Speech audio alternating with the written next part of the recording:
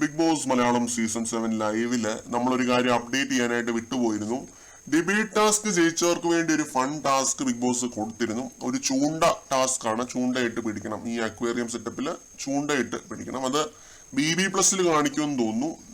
Debate task വിജയികള് ആ ഒരു ടാസ്കിലൂടെയാണ് food items തിരഞ്ഞെടുത്തത്. അവർക്ക് എന്തൊക്കെ ഫുഡാണ് വേണ്ടതെന്ന് തിരഞ്ഞെടുക്കാൻ വേണ്ടിയുള്ള ഒരു ടാസ്ക് ആയിരുന്നു.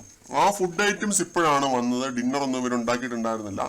ഈ സമയത്ത് എല്ലാവരും ഇത് എടുക്കാനായിട്ട് പോകുന്നുണ്ട്. സ്റ്റോർ റൂമിലേക്ക് ആര്യനും എടുക്കാൻ പോകുന്നുണ്ട്. എന്തോ ബക്കറ്റ് ചിക്കനോ അങ്ങനെ കുറെ എന്തോ സാധനങ്ങൾ ബിഗ് ബോസ് അവർക്ക് കൊടുക്കുന്നുണ്ട്.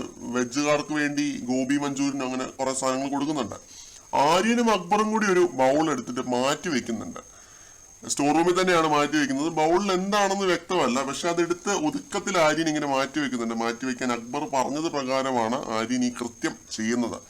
അവരുടെ ടീമാണല്ലോ ഡിബേറ്റിൽ ജയിച്ചത്. അപ്പോൾ ആ 7 പേരുടെ സാധനമാണ് ഇവര് എടുത്ത് മാറ്റി വെച്ചിരിക്കുന്നത്. അതിനോട് എനിക്ക് വിയോജിപ്പുണ്ട്.